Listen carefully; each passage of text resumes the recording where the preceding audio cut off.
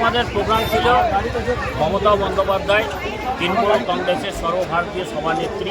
তিনি নির্দেশ দিয়েছিলেন 4 এবং 5 তারিখে ওষুধের দাম বৃদ্ধির বিরুদ্ধে প্রতিবাদ করতে। তাই আমরা পাণ্ডবেশ্বর ব্লকে প্রতিবাদ মিছিল করলাম। আপনারা জানেন এই বাজেটে 3-2 আগে থেকে একটা নির্ধারিত হয়েছে যে ওষুধের দাম চরম আকারে বেড়ে গেছে। যে কোনো ওষুধ, সে প্যারাসিটামল থেকে শুরু করে, সুগারের থেকে শুরু করে, প্রেশারের থেকে শুরু করে সমস্ত ওষুধের দাম 748টি ওষুধের দাম বেড়ে গেছে প্রচুর আকারে। তাই তারই প্রতিবাদ স্বরূপ আমরা সারা পশ্চিমবাংলা জুড়ে মমতা বন্দ্যোপাধ্যায়ের নেতৃত্বে চলছে। আজকে আমরা পাণ্ডবেশ্বর ব্লকেও আমাদের বিধায়ক সাহেব এসেছিলেন, তারই নেতৃত্বে আমরা পাণ্ডবেশ্বর ব্লকে আজকে একটা মিছিল করব, প্রতিবাদ মিছিল। এই আওয়াজ যেন দিল্লি অবধি গোঁজে, যেন সাধারণ মানুষরা বঞ্চিত না হয়।